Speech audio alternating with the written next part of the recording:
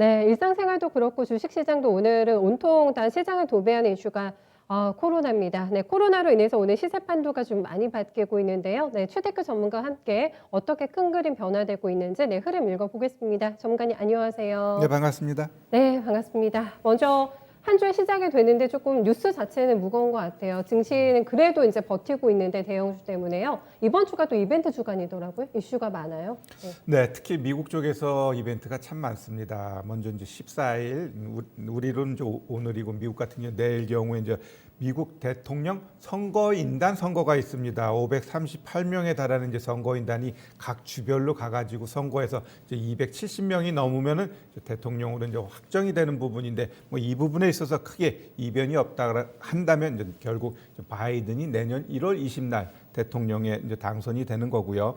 또 더 중요한 것은 이제 백신 같은 경우도 이제 미국 같은 경우도 14일부터 본격적으로 이제 보급을 하게 되는데 영국처럼 그렇게 또 이렇게 간헐적으로 부작용이 나오는지 그러한 부분을 우리가 또 이번 주 또 체크해 봐야 될 것 같고 네. 특히 가장 중요한 건 15일, 16일 연준의 회의입니다. 2020년도 마지막 회의가 있는데 과연 여기서 시장에 어떤 긍정적인 게 나올 수 있느냐라고 했을 때 지금 연준 입장에서는 지금 금리를 추가적으로 인하할 수도 없고 추가적인 어떤 대안을 시장에 공격적으로 낼 수 있는 여건은 아니에요. 오히려 지금은 이제 부양책에 대해서 아마 강력하게 이야기할 것 같아요. 당신들이 지금 여기서 부양책 해결을 안 하게 되면 미국 전체적으로 문제가 될 수 있다라는 것을 아마 그러한 부분 쪽에 포커싱 될 것 같고 결국 네. 이번 주 금요일 날 부양책에 대해서 마지막 어찌 보면 데드라인이거든요. 여기서 잘못되게 되면 정말 공무원들 다시 셧다운 되면서 큰 문제가 될 수 있기 때문에 이번 주 금요일 굉장히 중요할 것 같고 더더욱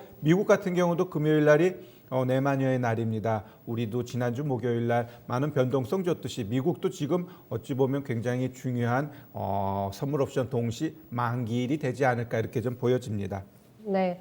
여기서 변수라고 할 수 있는 부분이 과연 부양책의 연내 타결이 될 것인가? 그리고 백신이 이제 공급이 되잖아요. 근데 미국인들 여론조사 보니까 많이도 미국인들이 백신에 대해서 불신을 많이 가지고 있더라고요. 그래서 맞지 않겠다라는 답변도 많이 나왔고 영국에서처럼 만약에 지금 초창기에 이게 뭔가 노이즈가 나오거나 부작용이 나오면 그때는 정말 증시 한번 큰 타격이 좀 있을 수 있을까요? 두 가지가 가장 큰 변수인 것 같아요. 네, 일단 그 가능성 네. 높고 일단 국민들이 뭐 세 명 중에 한 명들은 안 맞겠다 이야기를 하는 부분은 결국 남들 맞고 한 달 정도 지나가지고 아무 일 없을 때 맞겠다 이거거든요. 우리가 뭐 네. 자동차 새 차가 나오게 되면 그 새 차도 먼저 사고자 하는 사람도 있지만 그거 검증하고 나는 나중에 살 거야 이렇듯 이 백신 같은 경우도 그러한 쪽에서 보시면 될 것 같고 솔직히 이 1년 안에 갑자기 했기 때문에 이 부작용이라는 건 어느 누구도 알 수 없거든요. 그래서 그렇죠. 네. 그러한 부분은 좀 검증이 필요한데 여튼 워낙 긴박하다 보니까 네. 그러한 것들을 좀 무시하면서 갑니다. 아까 이야기했듯이 만약에 부작용이 좀 불거지게 되면 시장에는 크게 충격적으로 올 것 같고요. 그에 따라 그거 믿고서 지금 경제가 계속 증시가 계속해서 올라갔는데 그러한 부분으로 인한 되돌림은 언제든지 나올 수 있다라고 좀 보여지네요. 네, 증시에 좀 호재가 됐던 게 또 가장 큰 악재로 좀 둔갑할 수 있다라는 점을 감안하면서 다시 지수가 되돌릴 가능성도 감안하면서 네, 이번 주는 변수 많기 때문에 대응해보자 이렇게 얘기해 주셨습니다. 두 번째는 거리두기 3단계 이거 지금 계속 포털 검색어 상에 떠 있을 정도로 많은 분들의 관심사입니다. 정부 입장에서는 정말 딜레마잖아요. 하자니 경제에 얼마나 큰 타격이 있을까를 감안해야 될 것 같고 너무 놀랐어요. 1,000명이 넘어가지고 다행히 조금 줄긴 했는데 이번 주가 고비가 될 거라는 전망이 나옵니다. 증시도 반응 강하고요. 네, 일단 이 겨울에 이 바이러스의 이 침투율이라든가 생존율 이런 게 진짜 강한 것 같아요. 계속해서 늘어나고 있죠. 우리도 진짜 1,000이라는 숫자를 받고 유럽이나 미국은 아예 데이터 자체가 의미 없기 때문에 무시해 버립니다. 왜? 그냥 가면 갈수록 늘어나기 때문에 유럽이나 미국 같은 경우는 이 코로나에 대해서는 진짜 내가 봤을 때 두 손 두 발 다 놓은 상태가 아닌가 이렇게 좀 보여집니다. 우리 같은 경우도 만약에 이제 3단계로 넘어가게 되면은 진짜 경제적으로 많은 또 특히 우리 소상공인 여러분들 입장에서는 그렇죠. 힘든 시간이 네. 이어질 것 같아요. 네. 자, 우리 여기서 잘 보시면은 결국 이 코로나로 인해 가지고 또 뭐 비대면 관련된 종목군들이 많이 움직인다 이렇게 이야기를 하는데 일단 뭐 교육 같은 경우는 뭐 조금 있으면 방학이기 때문에 이게 크게 영향을 줄 것 같지는 않아요. 방학이 또 오는군요. 네네. 그래서 네. 지금 우리가 잘 보면은 현대차에서 로봇 쪽에 엄청나게 투자하면서 오늘 로봇주들이 움직였는데 이게 결국 한 조금만 더 깊이 생각해 보면 결국 이 비대면이라는 게 서비스 측면에서도 뭐랄까 메뉴판 이런 걸 로봇이 갖다 줄 수도 있는 부분이거든요.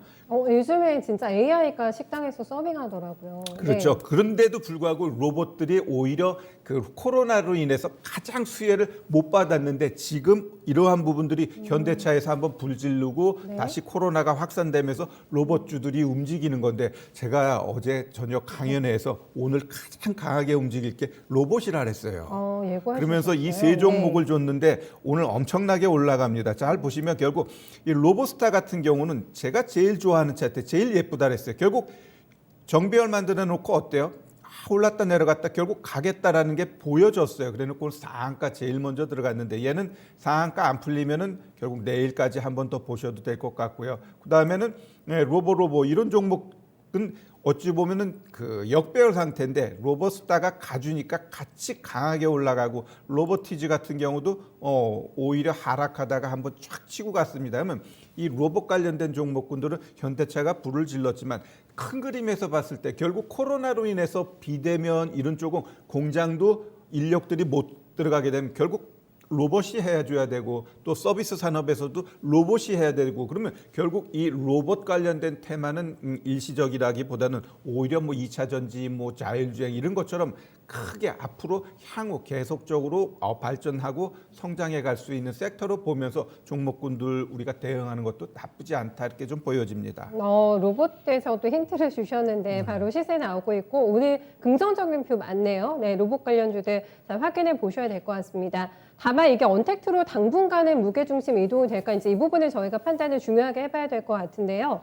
지금 눌림목이 깊거든요. 언택트 3인방이요. 대형주에서 네이버 17% 눌려 있고요. 카카오도 고점 대비 10% 눌려 있는데 이쪽이 움직이질 않고 약간 테마단의 성격들 이런 종목들 중소형주 사이즈의 종목들만 움직임이 나오는 상황이라서 크게 어떤 시세 이동이라든가 변화 의미를 여기서는 찾기가 조금 힘들까요? 이런 흐름에서는요. 네, 그것은 결국 우리가 네. 미증시 보면 미증시 가장 많이 올라갈 때 누가 올렸죠? 팡이 올렸죠.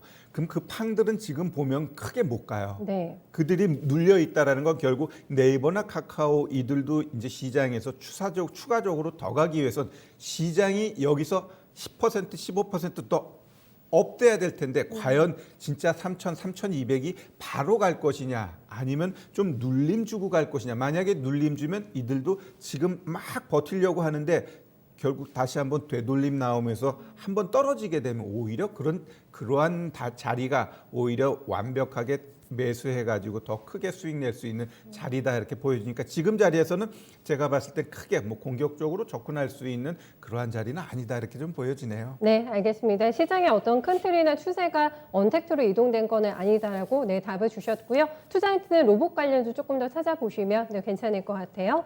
다음은 오늘 시장이 지금 SK 하이닉스, 삼성전자가 죽지 않았다. 이 두 종목이 살아있다라는 거를 어떻게 좀 봐야 되는지가 많이 궁금한데 두 종목의 고점 대비 힘이 빠져가지고 지수도 파란색으로 지금 바뀌어 있는 상황이고 너무나 이쪽으로 쏠림이 강하다 보니까 더 왜곡이 되는 것 같기도 하고 그렇습니다. 왜 살까요? 네, 일단 결국 이 삼성전자, SK 하이닉스는 지금 미국에서 트럼프가 아직 있으면서 지금 가장 공격적으로 제재하는 게 중국 쪽이죠. 그냥 중국 쪽 이 반도체 업체들 계속적으로 제재를 강화하고 특히 그 3대 지수 영국의 FTSE라든가 S&P라든가 아니면 MSCI 이쪽 지수단에서도 중국 기업들을 빼겠대요. 뺀다라는 것은 결국 그들을 이전 글로벌 시장에서 신뢰하지 않겠다 이러한 부분이거든요. 네, 그러면 네. 그런 단에서까지 중국 기업들을 제재함으로 인해 가지고 그들은 분명히 시장에서 많이 소외되고 도태되고 그것을 반사이익으로 결국 삼성전자, SK 하이닉스가 반도체 시장에서 반사이익을 받을 수 있다 이렇게 좀 보고 있는데 결국 제가 봤을 때 화웨이라든가 그들 많은 장비 중국의 장비 업체들이 제재를 받게 되고 그들의 시장이 줄어들게 되면 네. 결국 어찌 보면은 이 삼성전자, SK하이닉스 입장에서는 반사의 이익도 있지만 또 일정 부분 그들한테 들어갈 수 있는 물량이 줄어들게 되기 때문에 그렇게요. 분명히 네. 호불호가 있습니다. 근데 지금 시장은 무조건 호재만 보는 시장이기 때문에 이들이 지금 계속해서 올라가고 있는 거니까 그러한 부분에 포커싱하고 제가 항상 이야기하는 게 뭐죠?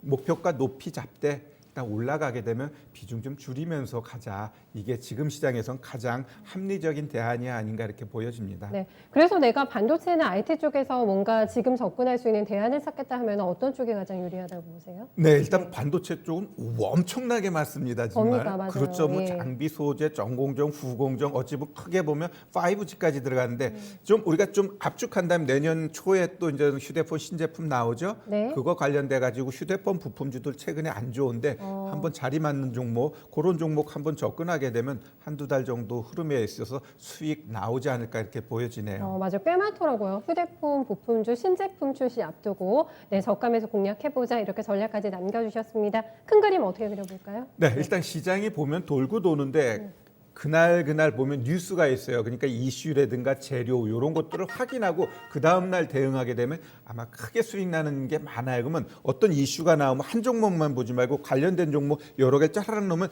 대장이 뜨고 그 대장을 못 놓쳤다 그러면 그 하단에 있는 종목 같이 보게 되면 같이 최소한 절반은 쫓아가니까 그러한 식으로 단기 대응이 좀 필요한 시장이다 이렇게 좀 보여집니다. 네, 뉴스에 축을 세우고 거기에 해당하는 종목들 단기 공략하자 이렇게 네, 전략 포인트 잡아주셨네요. 네, 말씀 잘 들었습니다. 고맙습니다. 네, 감사합니다.